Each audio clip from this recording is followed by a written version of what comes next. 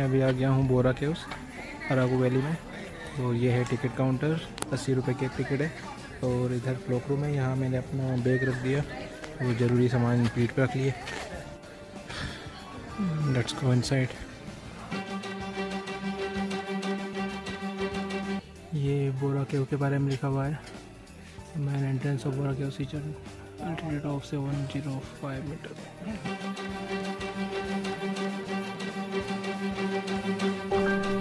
Beware of monkeys.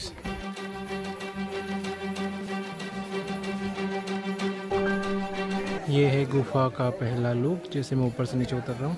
ये नीचे उतर के जाऊँगा वहाँ पे, पर बहुत सही दिख रहा है यार।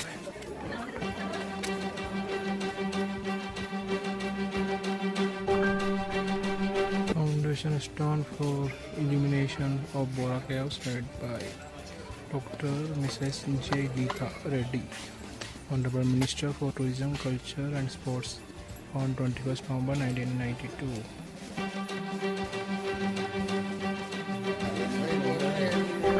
मेघालय में देखी थी ऐसी गुफाएं, ये भी इनसे बड़ी दिख रही है।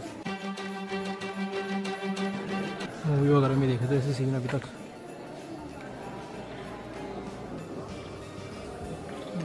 ऐसा लगा जैसे पत्थर को तराश के बनाया हो। ये ऊपर से धूप भी आती है बीच में, और लाइट वगैरह लगा दी इन्होंने तो और अच्छा दिखता है। ये चूना पत्थर की गुफा है जो इंडिया में काफ़ी पुरानी है। यह है इसका सोर्स ऑफ लाइफ। ऊपर से धूप आ जाती है इस बीच में। बचपन में झिक्कड़ से आग जलाते थे, झिक्कड़ जैसे पत्थर लग रहे हैं पूरे, जैसे किसी ने छीनी से मार मार के बिल्कुल तराशा हो। वेनम मूवी या कोई सी मूवी में ऐसा सीन है जिसमें जैसे चेहरे हैं लोगों के। समुद्र तल से ये लगभग 750 मीटर ऊपर है। भारत की सबसे पुरानी जो चूना पत्थर की गुफाएं हैं उनमें से एक है। इस गुफा की खोज 1807 में की थी। एक ब्रिटिश भूवैज्ञानिक थे, विलियम किंग जॉर्ज, उन्होंने।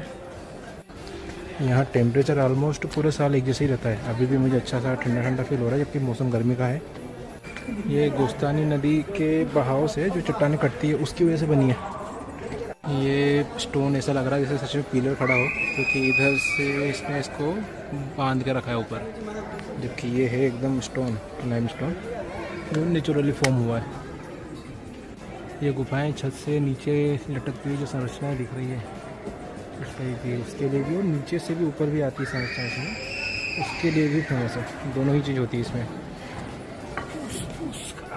यहाँ जो इसकी अनोखी संरचनाएं हैं, जैसे ऊपर से नीचे आती हुई और नीचे से ऊपर जाती हुई संरचनाएं, इन्हें कहते हैं स्टेलेक्टाइट और स्टेलेग्माइट।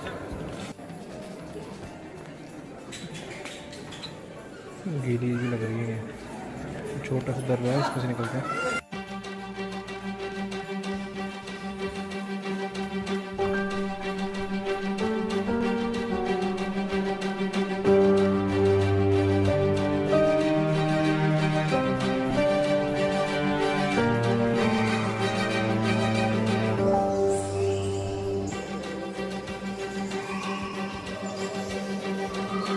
चमगादड़ बहुत है शायद, यहाँ पे आवाज़ बहुत आती है।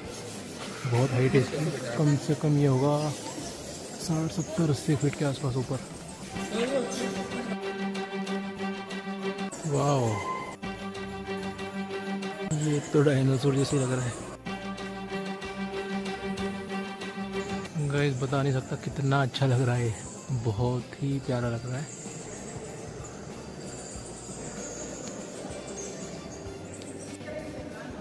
बीच में आपको एक लाइन दिख रही होगी, ये ऐसे जाते हैं। ऐसा है जैसे किसी ने इसको पाइप बिछाया हो लाइट का या फिर नल का, लेकिन ऐसा नहीं है, ये पत्थर से ही बना है। बीच में जो जॉइंट टाइप का नेचुरली फॉर्म हुआ है वो एकदम लाइन से।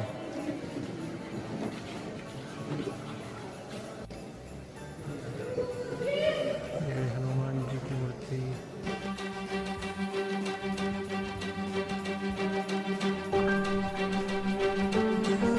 अंडरपास, ये बहुत छोटा अंडरपास। वो लटकता हुआ पत्थर ऐसा लग रहा है जैसे गुफा में झूमर लगा। यहाँ प्राकृतिक रूप से बनी एक शिवलिंग की आकृति है जिसे जनजाति लोग बहुत धार्मिक मानते हैं और उसकी पूजा करते हैं। हर शिवरात्रि पे यहाँ पे कार्यक्रम भी होता है।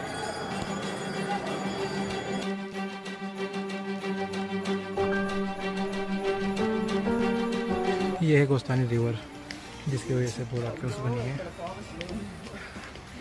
बोरा केव्स यहीं है पीछे, उसके नीचे ये बहती है। वहाँ भी चूना पत्थर दिखाई दे रहा है बहुत। गाइस अभी मैं जा रहा हूँ कटी की वाटरफॉल। यहाँ से या 1 किलोमीटर के समथिंग ट्रैक है ऊपर, और सामान रखने के लिए यहाँ कुछ है नहीं तो मुझे अपना बैग साथ में ही लेके जाना पड़ेगा। छोटा सा ट्रैक करके मैं ऊपर आया और ऊपर तो पटरी है और एक टनल भी दिख रही है। तो अराकू आने के लिए ट्रेन का रास्ता बहुत सुंदर है, उसमें से एक टनल ये भी है। वे टू वाटरफॉल आधा 1 किलोमीटर में चल चुका हूँ ऑलरेडी, और चलना है थोड़ा ऊपर।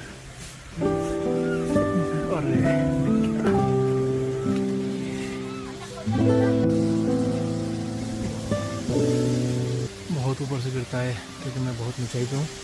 यहाँ तक पानी आ रहा है। रास्ता इसका भी मजेदार ही है।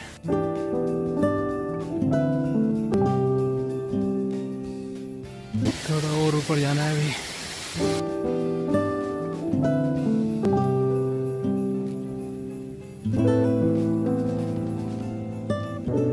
वाह बहुत ही ऊंचा है यार ये, इसकी इतनी हाइट दिखेगी नहीं क्योंकि स्लोप में आ रहा है सीधे।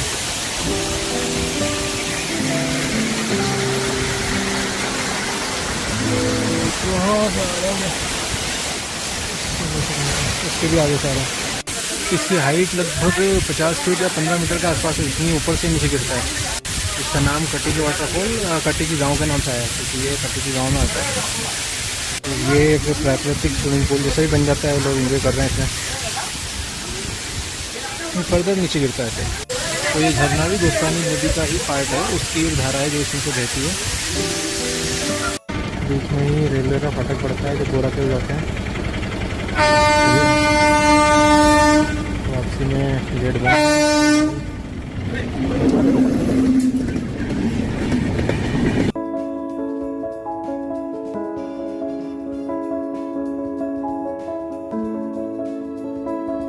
गालीकोंडा 2 शब्दों से मिलकर बना है, गाली और कोंडा। गाली यानी हवा और कोंडा यानी पहाड़ी, यानी हवाओं की पहाड़ी। ये पहाड़ी है, ऊंचाई पे है। इसके हाइट है 4320 फीट। ये अराकू का सबसे ऊंचा व्यू पॉइंट माना जाता है। हवा बहुत तेज चलती है ऊपर है, इसलिए इसका नाम हवाओं की पहाड़ी है।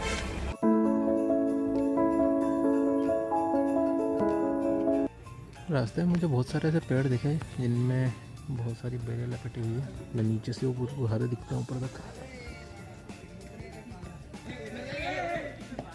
अभी सुबह के 8 बजे हैं और इतना कोहरा छाया हुआ है।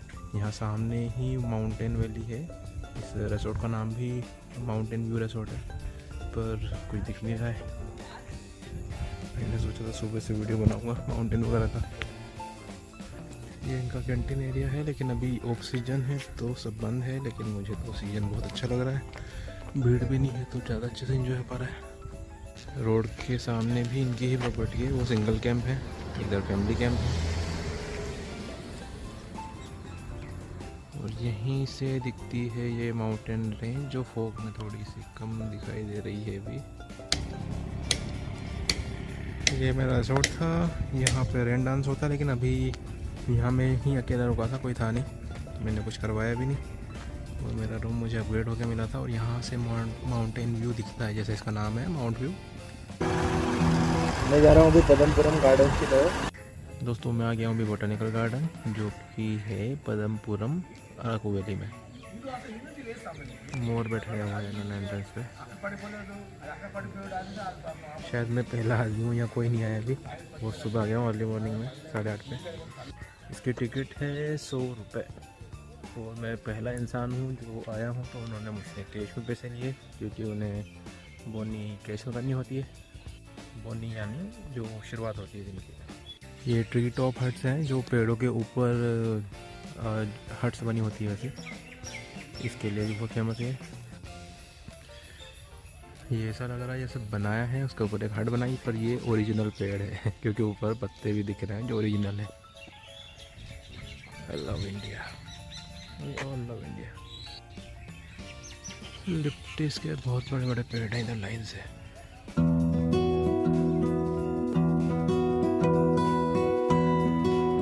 द्वितीय विश्व युद्ध के दौरान 1942 में जो विशाखापट्टनम में सैनिक तैनात थे उनके लिए खाद्य सामग्री उपलब्ध कराने के लिए इसकी शुरुआत हुई थी। यहाँ पे सब्जियाँ और ये सब उगाए जाते थे और समय के साथ बाद में इसे विकसित किया गया बोटेनिकल गार्डन में। ये लगभग 26 एकड़ में फैला हुआ है। ये चींटियों के टीले हैं जो दुर्लभ ही दिखते हैं। पहले में छोटा सा सब बहुत दिखते थे, आजकल होते नहीं। तो ये ऐसी जगह पे होते हैं जहाँ इन्हें ज़्यादा खतरा ना हो, मतलब जहाँ ये डिस्ट्रॉय ना हो सके। तो अराकू वैली इसी जगह है। देखा आपको, बहुत सुंदर सा मकड़ी का जाला है।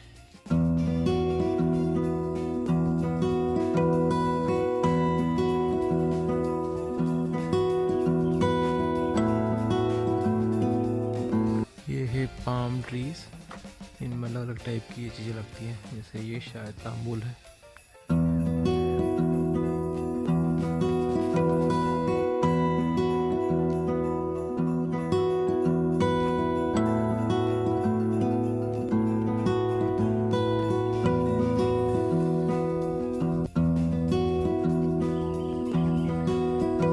मधुमक्खियों का छत्ता है ये, शायद इन्हें न चढ़े नहीं तो अटैक कर देती हैं।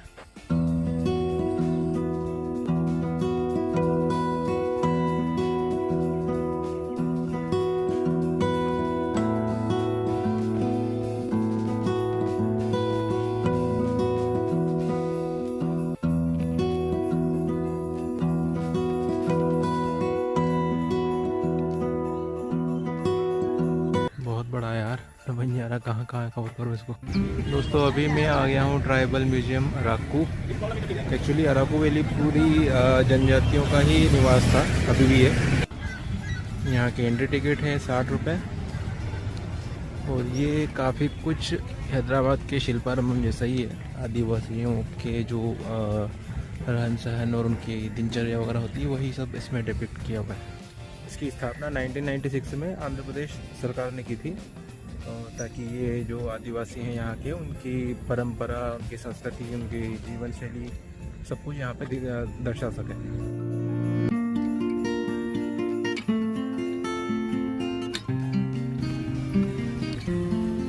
ये पाम ट्री से शायद गुड़ बनाने की जो मेथड होती है और ऐसे। और ये चींटियों का घर ये लेकिन प्राकृतिक रूप से ही बना हुआ है। ये आदिवासी नृत्य, types of Dhemsa dances and time of performance. ये सारे डांस इनके और कब करते हैं वो सब लिखा है इस पर।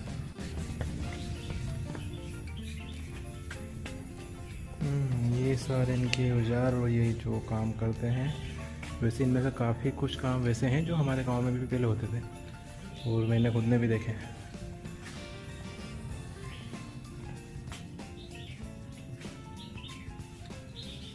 ये कोठी अनाज रखने की। ये सरपंच जो न्याय करते हैं गांव का। केले ओरिजिनल ही लगे हैं। ये क्या कर रहे हैं पता नहीं, दवाई खिला रहे हैं।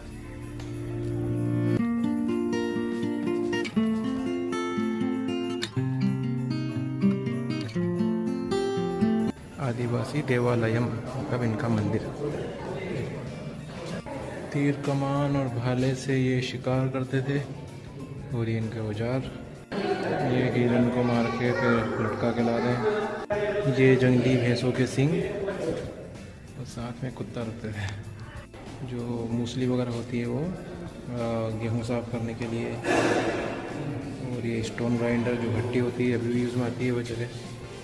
और ये बांस से बनी हुई टोकरी। ये मछली पकड़ने का जाल और उसकी टोकरी। बहुत ही सजीव जैसा लग रहा है, जैसे बैठे हो सामने लोग। इनके पारंपरिक खिलौने वगैरह हैं। ये शायद इसके सर में तेल लगा रही है ये चूहे पकड़ने की इनकी मशीन, और ये है जो इनके पालतू जानवर होते हैं उनको खाना खिलाने के box. Ram Ram. Preparation of ragi boondi बन रही है। शायद होली का समय है। इसमें ये गांव में जब एक कथा गाते हुए जाते हैं इनको दक्षिणा मिलती है। हमारे यहाँ पे भी आते थे गांव में। ये मतलब जो हमारे गांव के आदिवासी लोग थे। Bajnia are the people who play the traditional musical instruments in this area. Bajnia is the word in local language spoken by them. The musical instruments include thutumu, lidaka, dappu, sonai, bhaka, flute, jhotu, kumelu, etc. They preserve their art by playing these instruments in all their festivals and ceremonies. The musicians use these instruments and express their feeling in form of music. The music is very pleasant. It makes everyone dance, though they don't know how to dance. मतलब ये मुझे भी नचा सकते हैं क्योंकि मुझे नाचना नहीं आता। डप्पू, ड्रम, ढोलक, शहद लगी है ऊपर। ये सारे फ्रूट्स वगैरह जो तोड़ते हैं लोग, मशरूम, रेता, चिली शिकाई, एम्बोट, टेमरिन, करकापोल, हार्डर, मैंगोस, सीताफल, रामफल। ये हल, शिफ्टिंग कल्टीवेशन, उर्दू कल्टीवेशन। ये इनका हाट होगा, बाजार। वीकली सैंडी, रोप मेकिंग, रस्सी सूत से बनाते थे और ये मेरे यहाँ अभी भी बनाते हैं कुछ जगहों पे, मैंने देखा है बनाते हुए। और ये है रस्सी की खाट जिसपे कि थोड़ी सी चुभन भी होती है पर ये होती बहुत अच्छी है। और ये इनकी शादी समारोह, tribal marriage system. Thank you for visiting. और होती है मेरी यात्रा समाप्त।